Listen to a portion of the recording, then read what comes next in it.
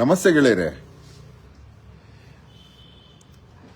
ನಮ್ಮ ಕರ್ನಾಟಕ ಪೊಲೀಸ್ ಅವ್ರದ್ದು ಮನೆ ಮನೆಗೂ ಪೊಲೀಸ್ ಎಂಬ ಅಭಿಯಾನ ತುಂಬಾ ಇಷ್ಟ ಆಯ್ತು ನನಗೆ. ಧೈರ್ಯ ತುಂಬುವ ಕೆಲಸ. ನನ್ನಲ್ಲಿ ಕೆಲವು ರಕ್ಷಣಾತ್ಮಕವಾದ ಪ್ರಶ್ನೆಗಳಿದೆ. ಫಾರ್ ಎಕ್ಸಾಂಪಲ್, ಬಾಂಬೆಲಿ ಬಾಂಬ್ ಬ್ಲಾಸ್ಟ್ ಆಯ್ತು.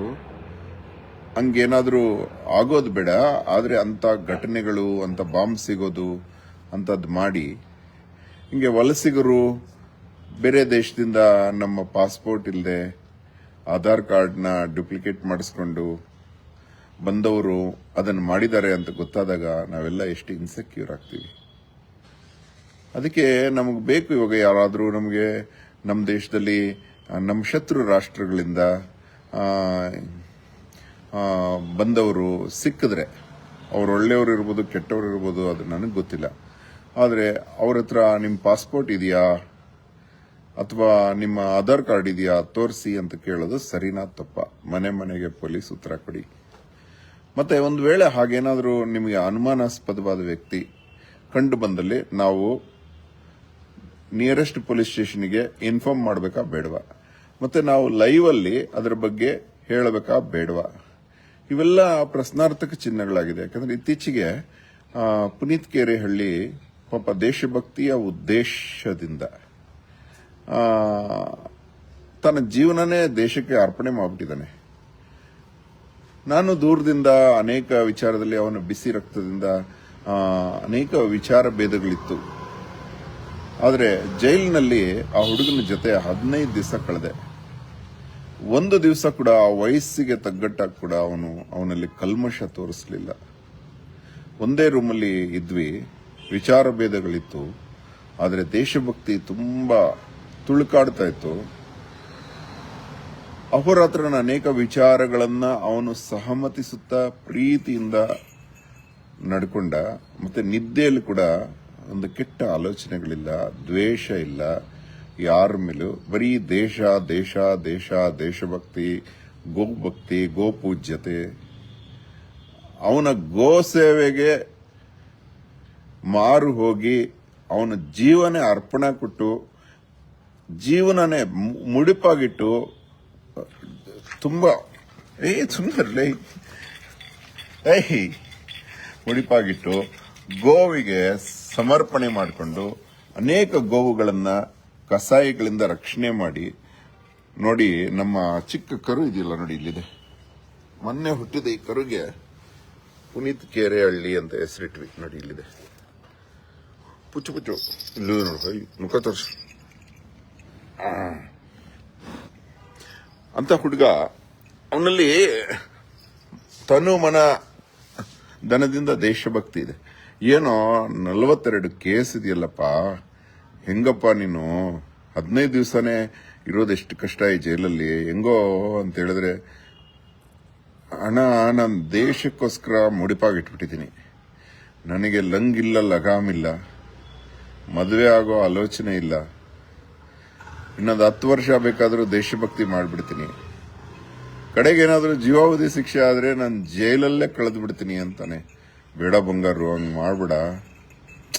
ಕಣ್ಣಲ್ಲಿ ನೀರು ಬಂದ್ಬಿಡ್ತು ಅವನ ದೇಶಭಕ್ತಿಗೆ. ಅವನ ನಡೆ ನುಡಿ ಎಲ್ಲ ಚೇಂಜ್ ಆಗೋಗಿದೆ. ಪಾಪ ತುಂಬಾ ದೇಶಭಕ್ತ. ನಮಗೆ ಬೇಕಾಗಿದೆ ಇವಾಗ, ಹೇಳಿ ಮನೆ ಮನೆಗೂ ಪೊಲೀಸು ಹೇಳಿ, ನಮಗೆ ಯಾರಾದರೂ ಅನುಮಾನಾಸ್ಪದವಾಗಿ ನಮ್ಮ ದೇಶದವರಲ್ಲ ಬಂದಿದ್ದಾರೆ ಅಂತ ಗೊತ್ತಾದ್ರೆ ನಾವು ಅವ್ರನ್ನ ಹಿಡಿದು ನಿಮ್ಗೆ ಒಪ್ಪಿಸ್ಬೇಕಾ? ಗೌರವದಿಂದ ಅವ್ರನ್ನ, ನಿಮ್ಮ ಆಧಾರ್ ಕಾರ್ಡ್ ಹೆಂಗ್ ಬಂತು, ಪಾಸ್ಪೋರ್ಟ್ ಹೆಂಗ್ ಬಂತು, ಭಾರತಕ್ಕೆ ಹೆಂಗ್ ನುಸುಳಿದ್ರಿ ಅಂತ ಕೇಳಬೇಕಾ ಬೇಡವಾ? ನಮ್ಮ ದೇಶಭಕ್ತಿ ಇಟ್ಕೊಂಡು ಬರೀ ಎಲ್ಲಾ ಪೊಲೀಸೇ ಮಾಡ್ತಾರೆ, ನಮಗೆ ಯಾಕೆ ಅಂತ ಸುಮ್ಮನೆ ಇರ್ಬೇಕಾ? ಎಲ್ಲಾ ಪೊಲೀಸ್ ಮಾಡಕ್ ಆಗತ್ತಾ? ಯಾಕಂದ್ರೆ ನನ್ನ ಆರ್ಮಿನ ನಾನು ತುಂಬಾ ಗೌರವಿಸ್ತೀನಿ. ಬಾರ್ಡರ್ ವಿಶ್ವದಲ್ಲೇ ಅತಿ 2ನೇ ದೊಡ್ಡ ಆರ್ಮಿ ಅಂತ ಹೆಸರು ಪಡೆದಿರೋ ನಮ್ದು. ಆದ್ರೂ ನಮ್ಮ ಬಾರ್ಡರ್ ಕಾಯೋಕೆ ಕೈ ಸರ್ಪಣಿ ಇಟ್ಕೊಂಡು ಬಾರ್ಡರ್ ಕಾಯಕ್ ಆಗುದಿಲ್ಲ. ಎಷ್ಟೋ ಕಡೆ ನುಸುಳುಕೋರರು ನುಸುಳಿ ನಮ್ಮ ದೇಶಕ್ಕೆ ಬರ್ತಾರೆ. ನಾನು ಆರ್ಮಿನ ನಿಂದಿಸ್ತಾ ಇಲ್ಲ. ಒಳಗಡೆ ನಮ್ಮನ್ನು ಕಾಪಾಡ್ತಾ ಇದ್ದಾರೆ ಆರ್ಮಿ. ಅಂಥದ್ದು ನಮ್ಮಲ್ಲಿ ನುಸುಳಿದಾಗ ನಾವು ಅವರನ್ನ ಕಂಡು ಹಿಡಿದು, ಯಾಕಂದ್ರೆ ಕೈ ಸುಟ್ಕೊಂಡಿದ್ದೀವಿ. ಬಂಗ್ಲಾದಲ್ಲಿ ಜೀವಂತ ಸುಟ್ಟಿದ್ದಾರೆ ನಮ್ಮ ಭಾರತೀಯರನ್ನ, ಜೀವಂತ ಸುಟ್ಟಿದ್ದಾರೆ. ನೋಡಿ ಇದು ನೋಡಿ, ಹಸು ಕೆಳಗಡೆ ಮಲಗಿದ್ರು ಅದು ನಮ್ಮನ್ನು ತುಳಿಯೋದಿಲ್ಲ. ಅಂದ್ರೆ ಹಸುಗೆ ಮೈಯೆಲ್ಲ ಕಣ್ಣಿರುತ್ತೆ ನೋಡಿ, ಅದು ತುಂಬಾ ಗ್ರೇಟ್. ಹಸು ಕೆಳಗಡೆ ಮಲ್ಕೊಂಡ್ರು ನಮ್ಮನ್ನು ತುಳಿಯೋದಿಲ್ಲ ಅಂತ. ಗೋವು, ನಂದಿ ಎಲ್ಲ ಅಷ್ಟೇ, ಗೋವುಗಳ ಜೊತೆನೆ ಬದುಕ್ತಾ ಇರೋದ್ರಿಂದ ನನಗೆ ಎಲ್ಲ ಅನುಭವ ಇದೆ. ತುಂಬಾ ಖುಷಿ ಆಗುತ್ತೆ.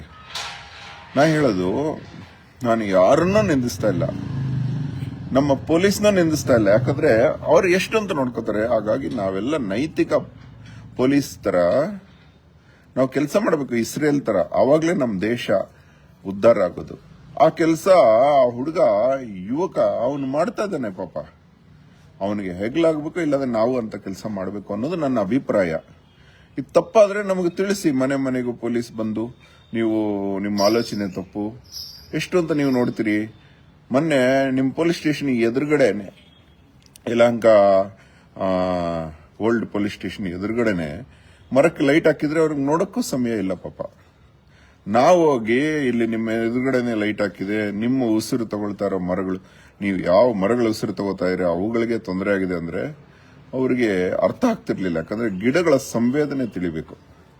ಇವಾಗ ನೀವು ಹಿಡಿಯೋಕ್ಕಾಗ್ಲಿಲ್ಲ, ನಾವು ಅಂತವ್ರನ್ನ ಒಪ್ಪಿಸಿದಾಗ ನೀವು ಅವ್ರನ್ನ ಕರೆದು, ನೀವು ಪಾಸ್ಪೋರ್ಟ್ ಹೆಂಗ್ ಸಿಕ್ತು, ವೀಸಾ ಹೆಂಗ್ ಸಿಕ್ತು, ನೀವು ಹೇಗೆ ಆಧಾರ್ ಕಾರ್ಡ್ ಮಾಡಿಸಿದ್ರಿ, ಯಾರು ಆಧಾರ್ ಕಾರ್ಡ್ ಇಲ್ಲಿಗಲ್ ಆಗಿ ಮಾಡಿಕೊಟ್ರು, ಅವ್ರನ್ನೆಲ್ಲ ಹಿಡಿದು ನೀವು ಮಾಡೋ ಕೆಲಸಕ್ಕೆ ನಮ್ಮ ಒಂದು ಅಳಿಲು ಸೇವೆ ಮಾಡಬೇಕಾ ಬೇಡವಾ?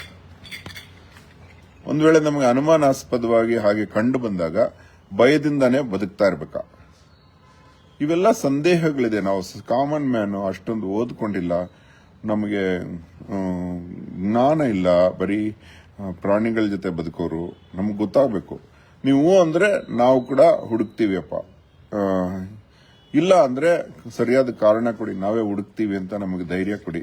ಎಷ್ಟು ಜನ ಬೇರೆ ಬೇರೆ ದೇಶಗಳಿಂದ ನಮ್ಮ ದೇಶಕ್ಕೆ ನುಸುಳ್ಕೊಂಡು ಬಂದಿದಾರೋ ಅವ್ರನ್ನೆಲ್ಲ ನೀವು ಹಿಡಿದು ಕೊಡ್ತೀವಿ, ನಾವು ಅವ್ರನ್ನ ವಾಪಸ್ ಕಳಿಸ್ತೀವಿ ಅನ್ನೋ ಧೈರ್ಯ ನೀವು ನಮಗೆ ಕೊಡೋದು ಯಾವಾಗ? ಇದೆಲ್ಲ ಬೇಕು. ಯಾಕಂದ್ರೆ ಹಿಡಿದ ಅವನನ್ನೇ ನೀವು ಅರೆಸ್ಟ್ ಮಾಡಿ ರಿಲೀಸ್ ಮಾಡೋದು ನಮಗೆ ಅವಮಾನಕರವಾಗಿದೆ ನಮ್ಮ ದೇಶದಲ್ಲಿ. ಯಾಕೋ ನಂಗೆ ತುಂಬಾ ಭಯ ಆಗ್ತಾ ಇದೆ. ಹಂಗೆಲ್ಲ ಆಗ್ಬಾರ್ದು. ನಾವು ಒಳ್ಳೆ ಕೆಲಸ ಮಾಡಿದ್ರು ಆನ್ಸರಬಲ್ ಆದ್ರೆ, ಮೊನ್ನೆ ನಮ್ಮ ಹುಡುಗರನ್ನ ಮರ ರಕ್ಷಣೆ ಮಾಡಕ್ ಹೋದ್ರು, ಪೊಲೀಸ್ ಸ್ಟೇಷನ್ ಅಲ್ಲಿ ಕೂಡಿಸ್ಬಿಟ್ಟಿದ್ರು. ಆಕ್ಚುಲಿ ಏನ್ ನಡೀತಾ ಇದೆ ಅನ್ನೋದು ಬೇಕಾಗಿತ್ತು. ದಯವಿಟ್ಟು ತಿಳಿಸಿ ದೇವರುಗಳೇ.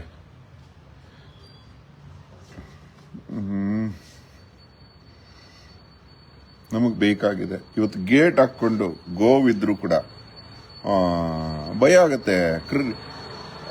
ಕಾರಲ್ಲೇ ಕ್ರೈನ್ ತಗೊಂಡೋಗಿ ಗೋವನ್ನ ಎತ್ಕೊಂಡೋಗ್ಬಿಡ್ತಾರೆ ಅನ್ನೋಷ್ಟು ಇನ್ಸೆಕ್ಯೂರಿಟಿ ಆಗಿದೆ. ಯಾಕಂದ್ರೆ ಗೋವಿಗೆ ಎಲ್ಲಿ ಗೌರವ ಇಲ್ಲವೋ, ಗೌರವ ಅನ್ನೋ ಪದದ ಗೌ ಬಂದಿದ್ದೆ ಗೌರವ, ಗೌ ಅನ್ನೋ ಪದ ಅಕ್ಷರ ಬಂದಿದ್ದೆ ಗೋವಿನಿಂದ. ಗೋವಿಗೆ ಎಲ್ಲಿ ಗೌರವ ಇಲ್ವೋ ಅಲ್ಲಿ ಇನ್ಸೆಕ್ಯೂರಿಟೀಸ್ ಆಗುತ್ತೆ. ಹಾಗಾಗಿ ನಾವು ಮನೆ ಮನೆ ಪೊಲೀಸ್ ನಂಬಿದೀವಿ. ನೀವು ನಮಗೆ ಉತ್ತರ ಕೊಡಿ.